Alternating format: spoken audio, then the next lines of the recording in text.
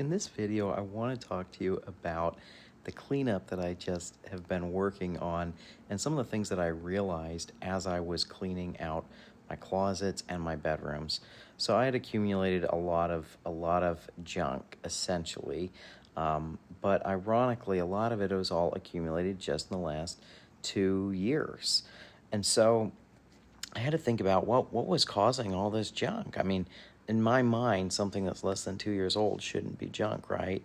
And there's also some things that were literally unopened and unused that I had accumulated. So in this video, I'm going to be talking to you about my observations on how I accumulated stuff that's unused, and then also just what I decided to do in order to move forward and move past all this stuff. So first, let me talk about the things that I accumulated. First of all, I noticed one of my biggest categories of junk are accessories that shipped with products that I bought. So, for example, let's say I'm getting some kind of rail to put underneath a table where I can use, that rail for cord management. Often those will ship in a pack of 2, even if all I needed is 1. Another type of junk is like a dresser, and it comes with an extra support beam that you could put in the middle of the dresser, optionally, but you don't need it. I guess for whatever reason we didn't install it, so we just have the 4 beams, and I have that extra beam on the side. Don't remember the reason why we didn't install it. Another item like this is like when you buy some kind of electronic device or gadget. Usually it comes with a whole little suite of accessories and little tools that you might want to use with it. And often I'm just trying to buy the main device. I'm not trying to buy the accessories, but I feel bad about throwing away the accessories, especially since I don't know if I'll ever need them. So I found that this became a big category for me. Another category of junk for me is project-oriented purchases.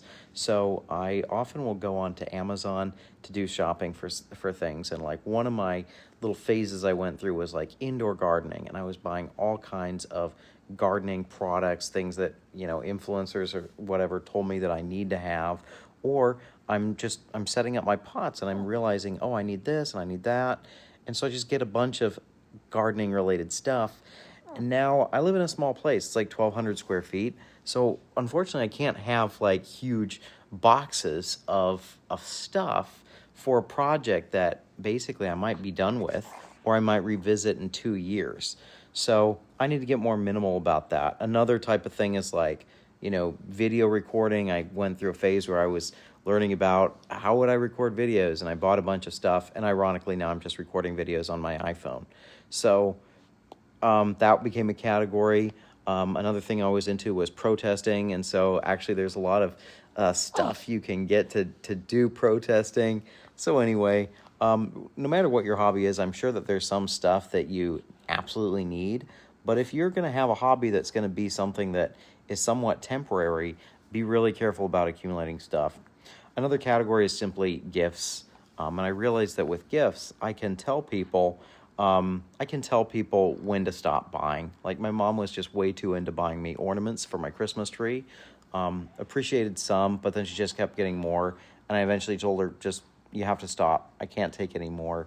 And I need to make the same kind of call with telling people, please don't buy me any more baby or kid clothes. I have enough. And I'd rather have 5 pairs of clothes for each increment of growth than just, tons and tons of almost single-use or zero-use items. Another thing is products that required setup. I found I was really bad at actually following through and setting up those products. And the worst example for me is this like Dolly Zoom product that I bought. I guess it's a Dolly product. And so basically what you do is you'd set your camera up on one end of this slider, and then you'd be able to slide it towards your subject or away from your subject, and you could create these really cool shots. And I was researching how would I do product review videos, and I thought, it would be really useful to have this tool. Then ironically, I started actually making product reviews, and I found that, it's too much work for me to like set up lots of product shots. So I just kind of make these personal type videos where I'm recording something on my iPhone. So ironically, I found that I don't even take the time to set up a real camera and do cinematography, let alone set up a slider to do cinematography. So this was just a huge bummer, especially since it was like a $400 product. But sadly, I've never set it up, because once I got it actually shipped out to my place, I realized, oh, I'm going to have to figure out how to put all these components together and how to work it. And I'm not good at reading instructions. It's a lot easier for me to hit buy than it is for me to actually read instructions and prioritize figuring out how to use something. So boneheaded stuff like that, be really careful when you have a product that is going to require some setup. Make sure you're willing to invest the 2 or so hours, whatever it is, to actually learning how to use that product that you bought. Another category for me is buying cheap versions of products instead of the real product that I eventually want to get. And I think that this actually comes from a good place financially, of just knowing what your actual current budget is available, and just sometimes you need to get something in place that you can use, and then later on you'll upgrade to the final version. This is a really, I think, an important thing sometimes financially you need to do. You need to just get a bed set up in a room, or you need to get a mattress, you need to get a comforter, you need to get that set up. Maybe later on you'll upgrade to a higher quality version of some of those things. Or hangers in my closet. That's another example. I have a lot of plastic hangers. I've since replaced them with wood hangers, velvet hangers, but I still have the plastic hangers. I need to accept that they're junk or sell them on Facebook Marketplace. I need to get rid of them, but that's an example of buying something cheap that eventually I'm going to replace with something that's nice. I think my plan long term for this is just to do it, simultaneously in real time. If I buy new hangers, then it's time for me to simultaneously list the old hangers. And maybe I can even do that as a reward for myself. If I want to go buy these new hangers, first I have to list the old hangers on the Facebook Marketplace. Then I can drop the price when the new hangers come in, or something like that. But I have way too many products like that I've rebought once I am comfortable buying the real version. Another category of stuff is stuff that didn't work as promised. So I would I'd read reviews on something, or I'd look at something on YouTube, and then I think almost to justify the time that I invested looking into something, I would make a decision. I'd decide I'm going to get that. I get it shipped out, and then I find out, wow, it was probably a bunch of influencer hype. It wasn't really a good product, and it didn't work as promised, or again, it was too complicated to set up. So a really good example of this is the Elgato prompter system. If you look up Elgato prompter, I'm sure you'll see hundreds or thousands of videos on YouTube from every, video-oriented influencer. But actually that product always failed me, and it always failed the other people who commented on my video on that product.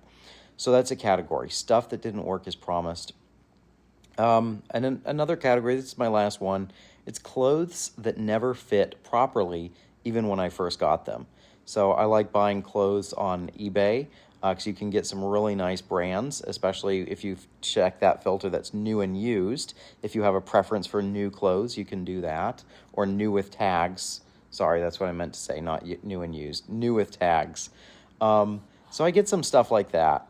It ships out to me, and then unfortunately, sometimes I'm just too lazy, or it's just not within my priorities list to prioritize going to the post office and returning items that didn't work out. So I think that can happen a lot if you're buying clothes, or you feel so committed, to trying something, you want to give it a chance. But sometimes you try it on and right away, as soon as you try it on, if it's going to work out or not. I think my lesson to myself here is I need to trust my instincts more. If I try something on and it's not fitting, I just need to let it go. Either ship it back, or I guess put it in a box and be ready to junk it in a year if it's still not working. I guess maybe that's just an excuse to keep junk. Actually, I need to rethink that. So you see what I mean?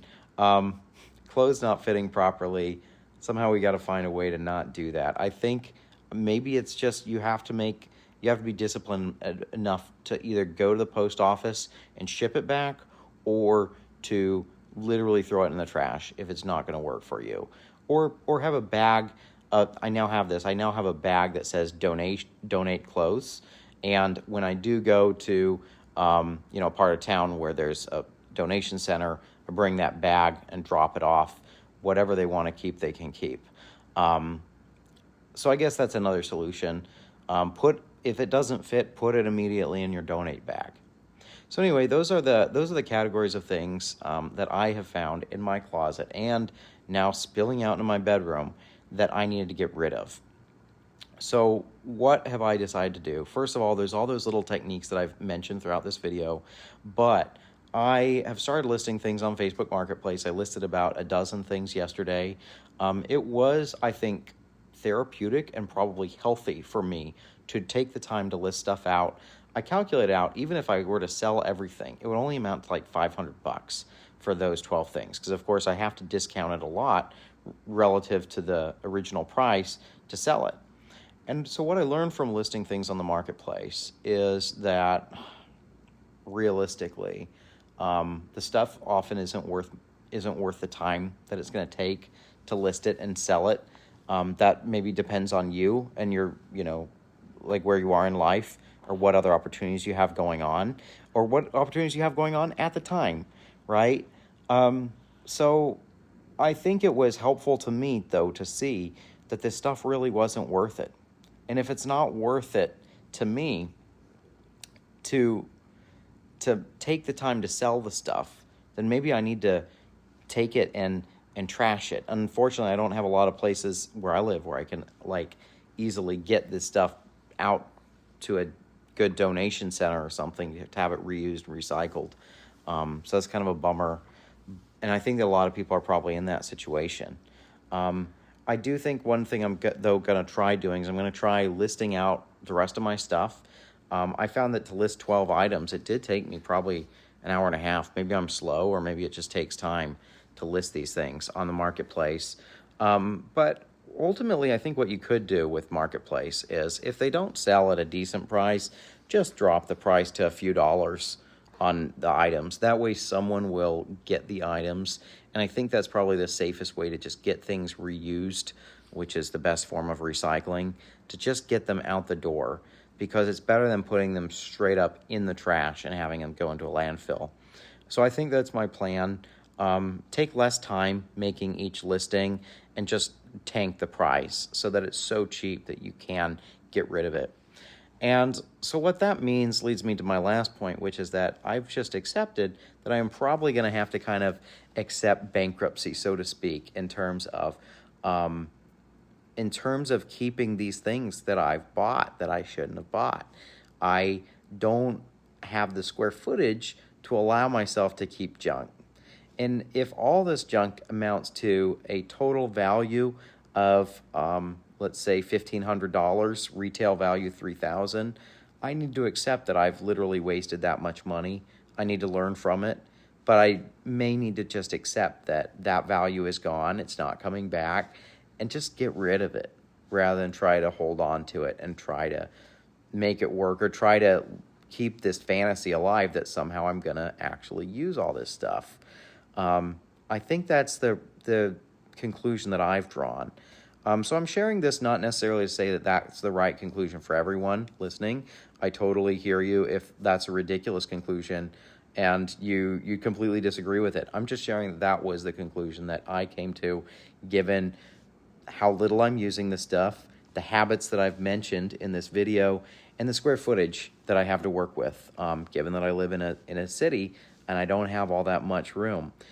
And I have this stuff that isn't adding value to my life and that's actually weighing me down, because I cannot get my room organized and my closet organized unless I let go of the stuff that isn't relevant to me anymore, or I just don't have space for. I guess one other big strategy I want to talk about that I've been thinking about is, how can I avoid getting this much junk in the future? Because if you declare bankruptcy, you really need to learn from it, right? And what I think I have learned is that one thing that would help me probably is try to think about this concept of minimum viable product. Instead of saying like, I need all of these things to pop my plants and to do it properly, try just get a watering can, get a basic planter, put your plant in there, see if it works. And then if you find that, like, okay, it's not doing well, I really need to upgrade it, then you can try getting something that's more advanced in order to monitor it. I got something, for example, this is an example of an accessory, but just to make it concrete, I got a humidity sensor, so you could like stick it in the dirt and you can see exactly how damp the dirt is.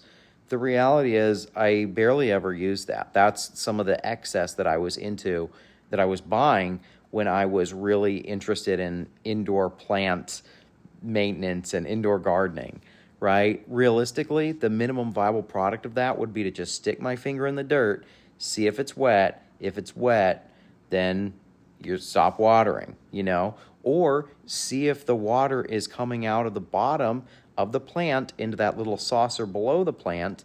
And if it is, let it, stop watering. You're clearly at a saturation level. So I think that unless you're really, really serious about that hobby and you've reached the limit where those hacks don't work for you, then, just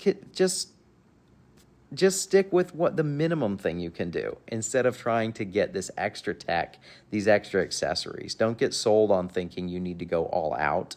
Instead, focus on doing the minimum that you can until you have really reached the point where it's not working anymore and you've reached your limit, you're having some problems, then you can consider buying something like that.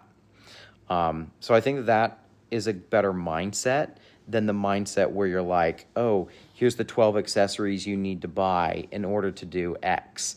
In reality, in a lot of things in life, you don't need a ton of accessories.